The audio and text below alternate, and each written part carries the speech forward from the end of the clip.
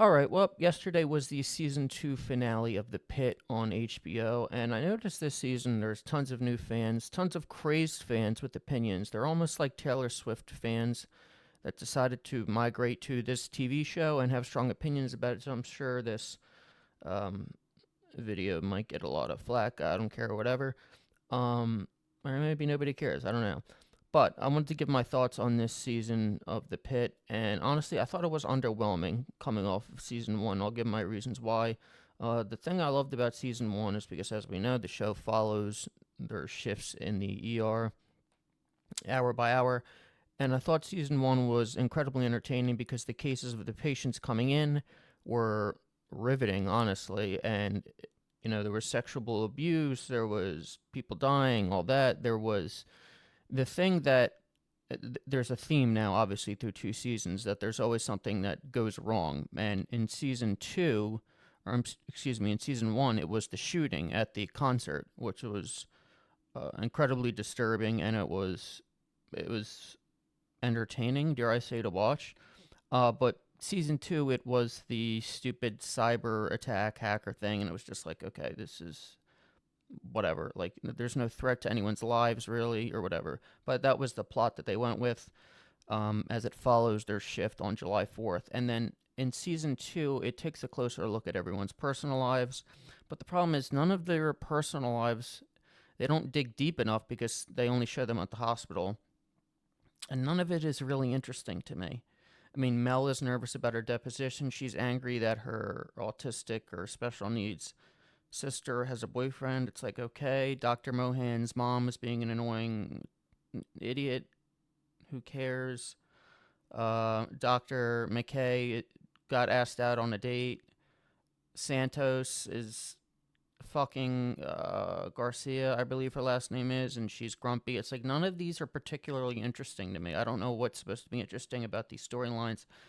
And then we learn that, Dr. Alashimi has this seizure condition and she shouldn't be working. But the main theme of this season is that Dr. Robbie, he talks about every episode, oh, this is his last shift. He's going on a 3-month sabbatical. He's going to ride his bicycle around the country, his motorcycle. It's like, okay, whatever.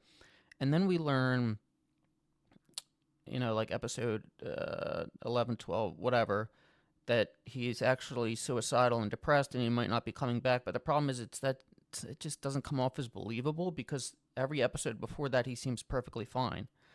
I wouldn't say perfectly fine, but he's just like a normal stressed out doctor on a busy day in the hospital. There's nothing throughout the episode that hints that he would be suicidal other than the fact that it showed Santos.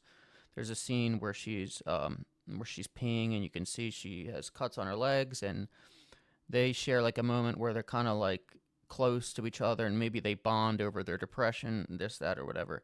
But there's never really anything that hints that he would be suicidal or anything, so it just comes off as inauthentic, and maybe the storyline is rushed or not properly placed. I don't know. It just didn't seem real to me. Like, I wasn't buying it. Um, there were some cases of the patients of this season that were entertaining. It starts off with a potential sexual abuse case. Um, those ones always like hit home. That's why, like, when Law and Order SVU is on, you get hooked on those episodes.